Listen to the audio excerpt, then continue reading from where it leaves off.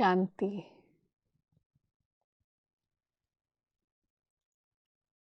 परमात्मा ने हमें बहुत सुंदर सा जीवन दिया है, मानव जीवन। हम सभी बड़े भाग्यवान आत्माएं हैं जिन्हें ये मानव शरीर नसीब है। हम सोच सकते हैं, हम कुछ अच्छा कर सकते हैं। तो इस जीवन को हम कैसे सफल बनाएं? कई बार देखने में आता है कि परमात्मा ने मानव जीवन तो दिया है, लेकिन मनुष्य उसका ठीक उपयोग नहीं कर रहा है। इसके कारण वो अंदर से अपने आप को बहुत खोखला, बहुत खाली समझता है। और जब जाने की बारी आती है, मृत्यु की बात होती है, तो उसे बहुत भय लगता है। इसका सबसे बड़ा कारण ये है कि कहीं ना कहीं हमारा कॉन्साइन ये जानता है कि जिस कार्य के लिए मैं संसार में आया हूँ, वो तो मैंने किया ही नहीं। मैं वो कुछ करता रहा हूँ जिससे मुझे नुकसान हुआ है। परमात्मा ने जितनी संपत्ति मुझे दी थी, वो मैंने खा के कहीं कम कर लिया है, अपने आप को खोखला कर लिया है। तो अब कैसे जाऊंगा वहाँ पे, ये भय रहता है। लेकिन अगर हम इस जीवन को अच्छी तरह से जिए, मूल्यों के साथ जिए, तो हमारा जीवन मूल्यवान बनता जाता है। हम आत्मा और ज़्यादा मूल्यवान होती हैं। तो उससे मृत्यु का भय निकल जाता है, क्योंकि कहीं ना कहीं आत्मा को ये पता होता है कि अगर ये शरीर छूटा भी, तो मेरे श्रेष्ठ कर्मों के कारण मुझे अगला जीवन बहुत अच्छा मिलने वाला है।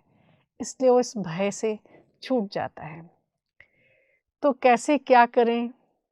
जीवन को आनंदमय बनाने के लिए, एक अच्छा सा जीवन बनाने के लिए क्या करें? कई सोच है, कई बातें हैं। आपकी अपनी भी हो सकती है। कभी कभी एकांत में अपने साथ बैठें और जीवन के उद्देश्य को ढूंढें, अपने आप को देखें। शिव बाबा हम बच्चों को कहते हैं, अपनी घोट तो नशा चढ़े। जितना हम अपने आप को घोटेंगे, अपने बारे में जानेंगे, अपने आप को देखेंगे, तो देखना बहुत कुछ अच्छा निकलेगा। कहते हैं सागर मंथन हुआ तभी अमृत निकला। तो जब हम विचार सागर मंथन करते हैं, अपने आप के साथ समय स्पेंड करते हैं और कुछ गहरा अच्छा सा सोचते हैं, तो जीवन को राइट डायरेक्शन में ले जाने के लिए बहुत सुंदर बातें निकलती हैं। एक सोच मैं अपनी आप सबसे शेयर करती हूँ। वो ये है कि मन में आया कि मुझे क्या करना चाहिए, क्या ऐसा करूं जो कुछ बहुत अच्छा हो जाए। फलाना ऐसा करता है, ढीकना ऐसा करता है, ये व्यक्ति इस प्रकार से सक्सेसफुल हुआ है, वो व्यक्ति उस प्रकार से सक्सेसफुल हुआ है। तो एक दिन चुपचाप बैठे, मैं भी अपनी ज़िंदगी से बातें कर रही थी। मुझे क्या करना चाहिए, क्या करें जिससे जीवन का बड़ा आनंद आ जाए। इस जीवन में होने का एक बहुत सुंदर स्वमान आए कि हमने जीवन बड़ा अच्छा जिया। क्या करें, कौन सी चीज़ अच्छी है जिसे कर लेना चाहिए। ऐसी सोच में एक बहुत सुंदर बात जहन में आई। वो क्या है, मैं उसे आप सभी को कहानी के माध्यम से बताना चाहती हूँ। वो कहानी इस प्रकार से है कि एक धन्ना नाम का भगत था, बहुत बड़ा भगत था, और उसने भगवान की भक्ति शुरू की और इतनी भक्ति करता था, सारा दिन बस एक ईश्वर के सिवाय उसे कुछ और नहीं सोचता था। बस जो कुछ करता था सब ईश्वर प्रति समर्पण। भगवान उसके इस भावना से बहुत प्रसन्न हुए, और जब प्रसन्न हुए तो उसके सामने प्रकट हुए। कहा, धन्ना, मैं तुम्हारी भक्ति से, तुम्हारी भावना से बहुत प्रसन्न हूँ, मांगो क्या मांगना है। धन्ना बड़ा आश्चर्य में पड़ गया, ये क्या, मुझे तो बस यही चाहिए था कि मुझे मेरे प्रभु मिल जाए, मैं उनका दर्शन कर सकूं, वो तो हो गया, अब उसके आगे मुझे क्या चाहिए। कहा, नहीं नहीं प्रभु, मुझे कुछ भी नहीं चाहिए। भगवान ने कहा, नहीं धन्ना, तुम्हें कुछ मांगना होगा, मुझे कुछ देना होगा। भगवान, हाँ हाँ धन्ना, नाना, नहीं प्रभु, मुझे कुछ भी नहीं चाहिए, आप मिल गए, मुझे सब कुछ मिल गया। उसके उपरांत मुझे कुछ भी नहीं चाहिए। भगवान ने कहा, नहीं धन्ना, ये मेरे भगवान होने का फर्ज है कि जब कभी कोई भक्त मुझे पुकारता है तो मैं उसके पास जाकर के उसकी इच्छा के लिए तथास्तु करता हूँ। तो तुम अपनी इच्छा बताओ। धन्ना सोचता रहा कि मुझे और क्या चाहिए, इससे अधिक और किस चीज़ की मुझे आवश्यकता हो सकती है कि प्रभु मेरे सम्मुख हैं।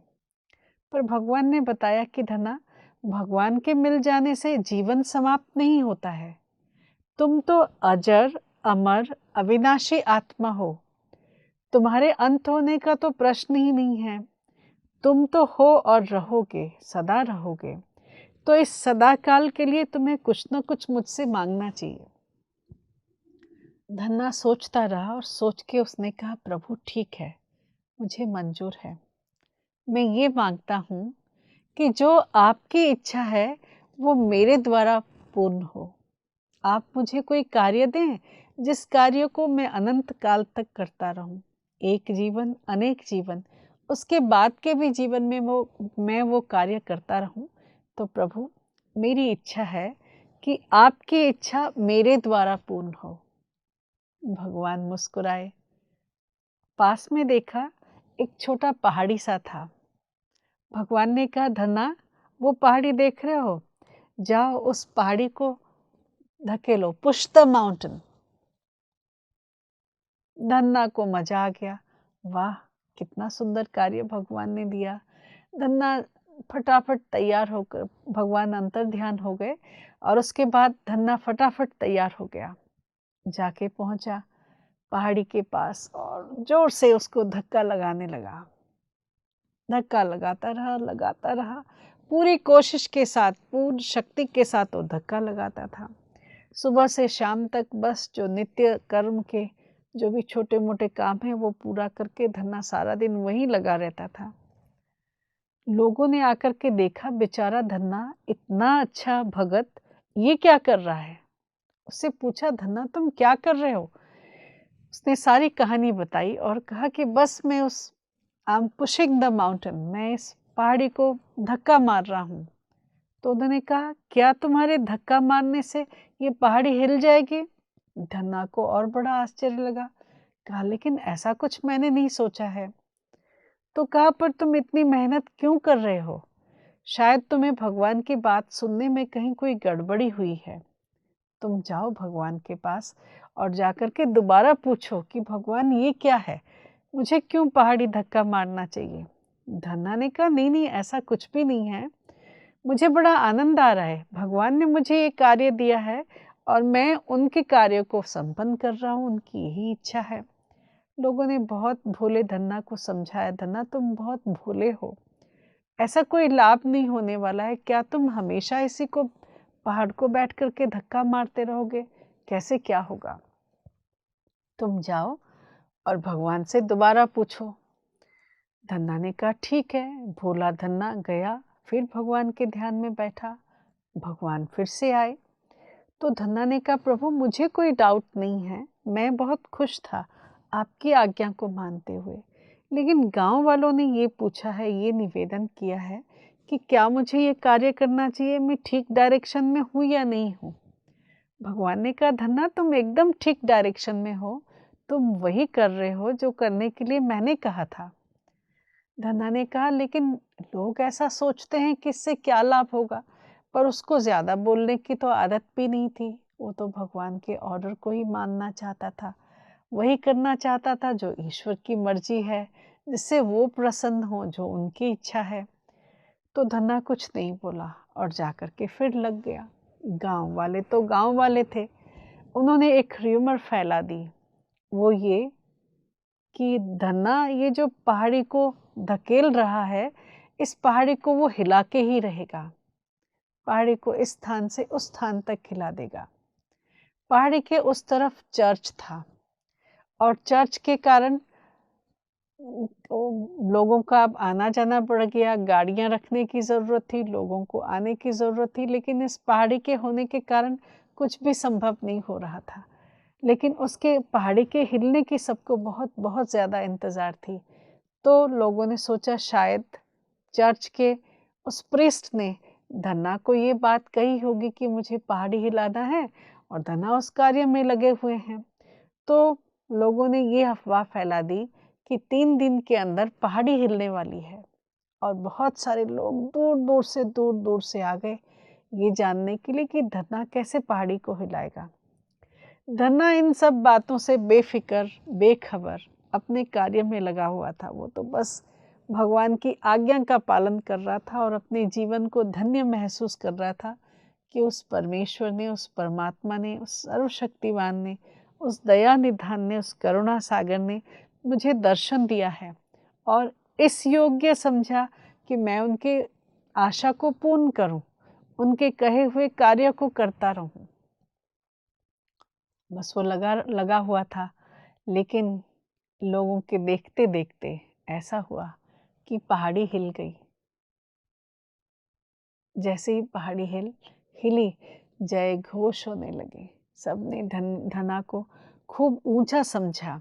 कितना सुंदर भगत, भगवान की कितनी असीम कृपा है धन्ना पे, कितनी उसकी ताकत है, कितनी उस आत्मा में ताकत है।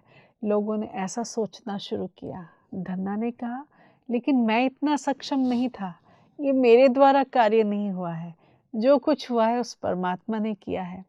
धन्ना के ये कहने से लोगों ने इस बात को और ऊंचा लिया कि देखो ये कितना ऊंचा और कितना श्रेष्ठ भक्त है, जो किसी भी चीज़ के क्रेडिट को अपने ऊपर नहीं लेना चाहता है, कितना नम्र है, कितना महान है। और लोगों ने धन्ना की पूजा करनी शुरू कर दी। धन्ना का जीवन सार्थक हो गया। तो हम सोचें कि पहाड़ी कैसे हिली, कैसे ये कार्य हुआ। धन्ना का परमात्मा पे जो अखुट विश्वास था, और ये सोचना था कि वही हो जो ईश्वर की मर्जी है। तो ईश्वर की मर्जी ने उसको एक अलौकिक ताकत दी। हाँ, बीच में धन्ना ने पूछा था, भगवान, गांव के लोग कहते हैं मेरा ऐसा करने से मुझे क्या मिल रहा है। तो भगवान ने कहा था, धन्ना तुम अपने शरीर को देखो, इस धक्का मारने से तुम्हारा शरीर कितना मजबूत हो गया है, तुम्हारी मानसिकता कितनी मजबूत हो गई है, तुम कितने स्ट्रांग हो गए हो। तो इसलिए ये कार्य ज़रूर किस प्रकार से जाता है, तुम ठीक रास्ते में हो, तुम्हें जो कहा गया है तुम वही करो। वास्तव में जब हम मनुष्य आत्माएं परमात्मा के कार्य को दिल से वैसा ही करते हैं, उनके श्रीमत अनुसार करते हैं, तो देखना जीवन सफल हो जाता है, जीवन श्रेष्ठतम बन जाता है, हम महानतम मंजिल की ओर पहुंच जाते हैं। बस दिल में एक ही बात रखना, जो मेरे दिल में काफ़ी बार आता है और मुझे ये सोच के बहुत बहुत अच्छा लगता है, वो ये है, किसी शायर ने बड़ी सुंदर शायरी बनाई है इन बातों को लेकर के, और वो ये है, मालिक तेरी रज़ा रहे और बस तू ही तू रहे, ना कहीं मैं रहूं ना मेरी आरज़ू रहे। मालिक तेरी रज़ा रहे और बस तू ही तू रहे, ना कहीं मैं रहूं ना मेरी आरज़ू रहे। मेरी इच्छा हो के क्या हो सकती है, मांग मांग के मैं क्या मांग सकता हूँ, लेकिन जब वो देने लगता है तो दोनों हाथों से देता है। मैं इस दुनिया में ले लेके उसको कहाँ तक ले सकता हूँ। कुछ भी चीज़ें, जितना भी सामग्री है इस विश्व का, इस संसार का, सब कुछ यहीं छूट जाने वाला है। जैसे ही ये शरीर छूटेगा, उन सब चीज़ों से मेरा अधिकार, मेरा आधिपत्य छूट जाएगा। लेकिन जो कार्य मैं उसकी मर्जी से कर रहा हूँ, उसके लिए कर रहा हूँ, उसकी रज़ा से कर रहा हूँ, उसकी श्रीमत अनुसार कर रहा हूँ, तो वो सारे कार्य मेरे साथ ज़रूर चलेंगे। वो मुझे सशक्त करेंगे, वो मेरी आत्मा को सशक्त करेंगे, वो मुझे एक ईश्वरीय शक्ति देंगे, मेरे मन को सुकून मिलेगा, शांति मिलेगा। इसलिए जब भी जैसा भी कार्य हमें जीवन में करना पड़ रहा है, बार बार इस बात को ध्यान रखें कि बस जो कुछ भी है वो परमेश्वर मेरे हैं, वो परमपिता परमात्मा मेरे हैं, मैं उनके श्रीमत अनुसार ही सब कुछ करूं। जो कुछ कार्य करें उनकी स्मृति से करें। देखें ये कार्य करने योग्य हैं? क्या ईश्वर इससे प्रसन्न होंगे? मेरे पिता इस बात से खुश होंगे? तो वही कार्य करें जिससे मेरे पिता प्रसन्न हों, जो उनकी मर्जी हो, जो उनकी रज़ा हो। और देखना हम हर बात में खुश रहेंगे। हर एक चीज़ हमें खुशी देने वाली है। ओम शांति।